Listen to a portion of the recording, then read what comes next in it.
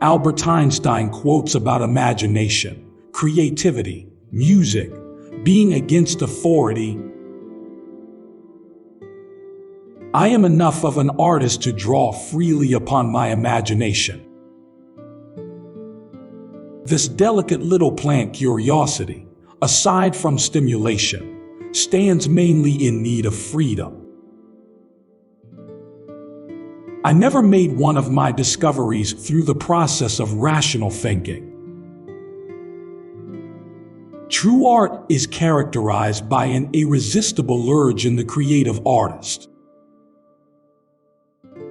It is a miracle that curiosity survives formal education. The gift of fantasy has meant more to me than my talent for absorbing positive knowledge. I very rarely think in words at all. A thought comes, and I may try to express it in words afterwards. I am certain that it is the mystery of not understanding that attracts people. It impresses them with the aura and magnetism of mystery. The great moral teachers of humanity were, in a way, artistic geniuses in the art of living. There is no logical way to the discovery of these elemental laws. There is only the way of intuition, which is helped by a feeling for the order lying behind the appearance. The more a man is imbued with the ordered regularity of all events, the firmer becomes his convictions that there is no room left by the side of this ordered regularity for cause of a different nature. The development of science and of the creative activities of the spirit in general requires still another kind of freedom, which may be characterized as inward freedom. It is this freedom of the spirit which consists in the independence of thought from the restrictions of authoritarian and social prejudices, as well as from unphilosophical routinizing and habit in general. The important thing is not to stop questioning. Curiosity has its own reason for existing. One cannot help but be in awe when one contemplates the mysteries of eternity, of life, of the marvelous structure of reality. It is enough if one tries to comprehend only a little of this mystery every day. The secret to creativity is knowing how to hide your sources. Music doesn't influence research work, but both are nourished by the same sort of longing, and they complement each other in the satisfaction they offer.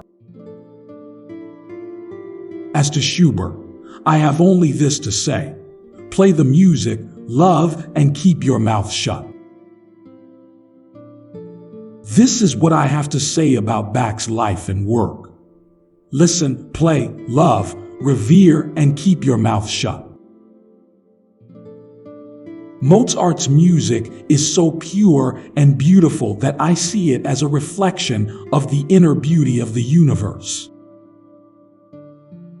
I took violin lessons from age 6 to 14, but had no luck with my teachers, for whom music did not transcend mechanical practicing. I really began to learn only when I was about 13 years old, mainly after I had fallen in love with Mozart's sonatas.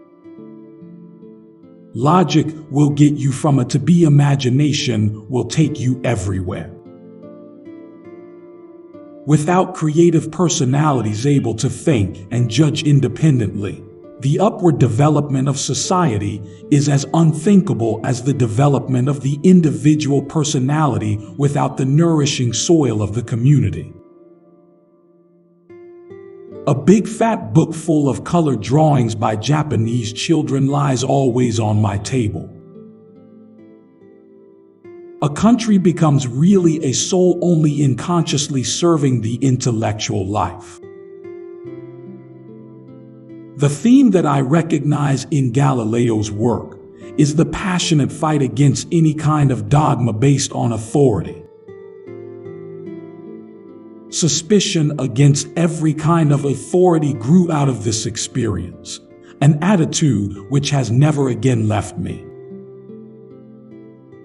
Everything that is really great and inspiring is created by the individual who can labor in freedom. Quotes by Albert Einstein on war, peace, pacifism. Peace cannot be kept by force. It can only be achieved by understanding. Only through perils and upheavals can nations be brought to further developments. May the present upheavals lead to a better world. I made one great mistake in my life when I signed the letter to Franklin D. Roosevelt recommending that atom bombs be made. My pacifism is not based on any intellectual theory, but on a deep antipathy to every form of cruelty and hatred. Every man has a right over his own life, and war destroys lives that were full of promise. I am not only a pacifist, but a militant pacifist. I am willing to fight for peace. Nothing will end war unless the people themselves refuse to go to war. The goal of pacifism is possible only through a supranational organization. To stand unconditionally for this cause is the criterion of true pacifism. We must begin to inculcate our children against militarism by educating them in the spirit of pacifism. Our school books glorify war and conceal its horror. I would teach peace rather than war. Today, in 12 countries, young men are resisting conscription and refusing military service. They are the pioneers of a warless world. He who joyfully marches to music in rank and file has already earned my contempt. He has been given a large brain by mistake, since for him the spinal cord would suffice. Heroism on command, senseless violence, and all the loathsome nonsense that goes by the name of patriotism, how passionately I hate them. I know not with what weapons World War I will be fought, but World War IV will be fought with sticks and stones. There will be no peace on earth. The wounds inflicted by the war will not heal until this internationalism is restored. The release of atomic energy has not created a new problem. It has merely made more urgent the necessity of solving an existing one. The release of atom power has changed everything except our way of thinking. The solution to this problem lies in the heart of mankind. If only I had known, I should have become a watchmaker. I appeal to all men and women, whether they be eminent or humble, to declare that they will refuse to give any further assistance to war or the preparation of war. I am not only a pacifist, but a militant pacifist. I am willing to fight for peace. Is it not better for a man to die for a cause in which he believes, such as peace, than to suffer for a cause in which he does not believe, such as war? Thank you for watching. Please like, share and subscribe for more inspirational video.